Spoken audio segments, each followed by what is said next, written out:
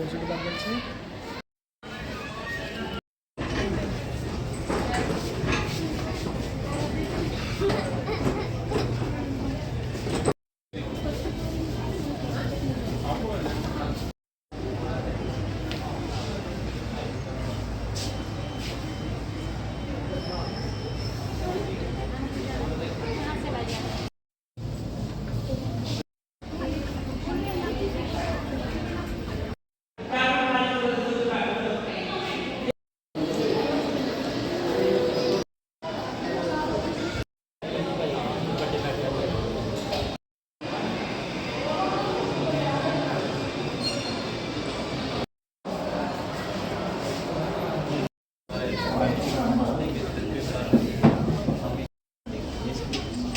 उधर तक लास्ट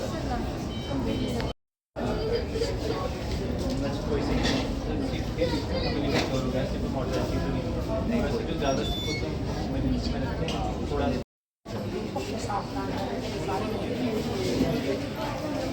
ठीक है बढ़िया। डेढ़ साइड के बात है, रोने मनाने में अपना ही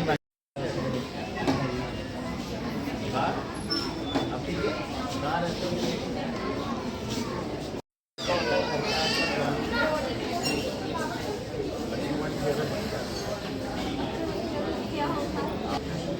और या फिर आडोमास निकली नहीं मिला इस मौसम में, क्योंकि उससे प्रॉब्लम हो जाती है। मैं चाहता हूँ अपना डाउट क्लियर जाए।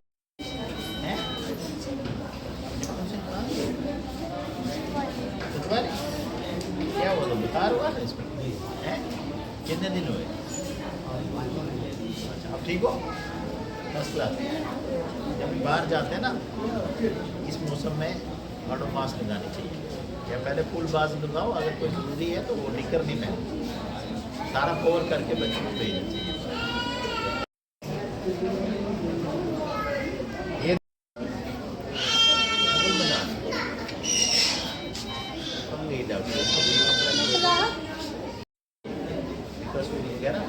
डॉक्टर छोड़ दिए, लेकिन सोचे ना इनसे एकदम पैडों हो जाता तो सर्दी में कर दिया हमारा इस क्लास में तुमने से किसी ने डॉक्टर को नहीं करना इलाज करेंगे हमारे से भी डाल के आगे, ताकि हम फिर बूढ़े हो जाएंगे आपके पास। क्या बनना आपको, क्या करना है? आर्मी ऑफिसर भी अच्छा है,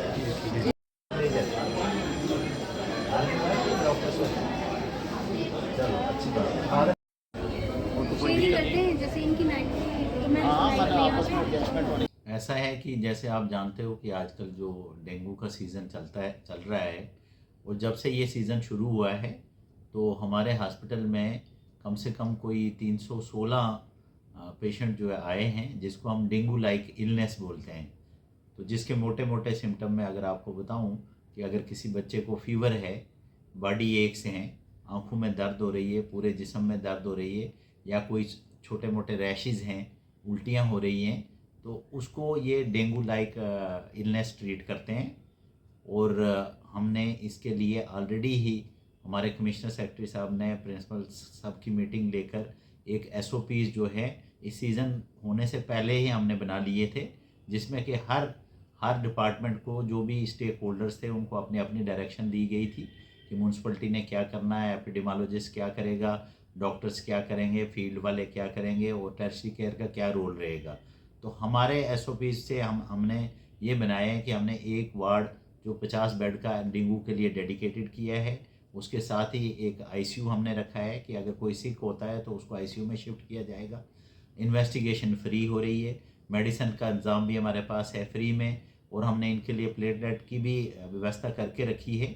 लेकिन लकली आज तक हमारे यहाँ पर 316 में से एक पेशेंट जो अलीज़ा पॉजिटिव आया है, बाकी तो इलनेस लाइक वैसी आती है, लेकिन कोई भी पेशेंट सिक नहीं हुआ है और किसी की भी डेथ नहीं हुई है, सब ठीक होके चले गए हैं। यहाँ अभी भी 45 पेशेंट जो है बेड पे हैं जिनका इलाज चल रहा है, तो हमें कोई परेशानी नहीं है। हमारे डॉक्टर्स जो हैं इतनी बढ़िया तरीके से इनका इलाज कर रहे हैं, क्योंकि उनका पास्ट एक्सपीरियंस भी इसमें है। लास्ट ईयर में भी ऐसे ही हमने फॉलो किया था।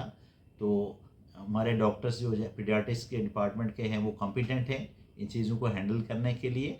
लेकिन सिर्फ आपके माध्यम से लोगों से ये अपील है कि आप इस चीज़ को लाइटली नहीं लें। बच्चों को ऐसे इस सीज़न में हाफ स्लीव्स, निक्कर, कैपरीज पहन के नहीं चलने देना चाहिए, प्रिवेंशन करनी चाहिए। फुल फुल कपड़े पहनिए, बॉडी को पूरी तरह से कवर करें। अगर कोई पार्ट ऐसे रह जाता तो उसको आप आडोमास वगैरह, मॉस्किटो ट्यूब्स आती हैं, ऑयल आते हैं, वो लगा दीजिए। और घरों में भी ध्यान रखें कि कहीं भी पानी को स्टेगनेशन नहीं हो जिससे मच्छर पैदा होंगे। जैसे आपके एसीज आजकल चलते थे, आपके ये हैं फ्लावर पॉट्स हैं, गमले हैं, या छत पे कोई कबाड़ इकट्ठा हुआ है, तो उसमें मच्छर जो है पैदा होने की संभावना रहती है, क्योंकि वहाँ पानी वगैरह इकट्ठा होता है। तो आप इन चीज़ों का ध्यान रखें। और अगर कोई किसी बच्चे को फीवर है, सेटल नहीं हो रहा है 1 दिन से 2 दिन से, तो इमीडिएटली आप नियर बाई सेंटर में चले जाएं, किसी भी अस्पताल में जाएं। सब अस्पताल जो है सक्षम हैं इसके ट्रीटमेंट के लिए। लेकिन कई बार ऐसा होता है कि लोग सोचते हैं कि ये ऑर्डिनरी चीज़ है, एक गोली दी, 2-3 दिन 4 दिन अगर वो रहेगा तो फिर अस्पताल को भी प्रॉब्लम आती है, या कोई क्या उसके स्पॉटिंग के भी निशान जैसे आ जाते हैं, प्लेटलेट गिरने का खतरा रहता है।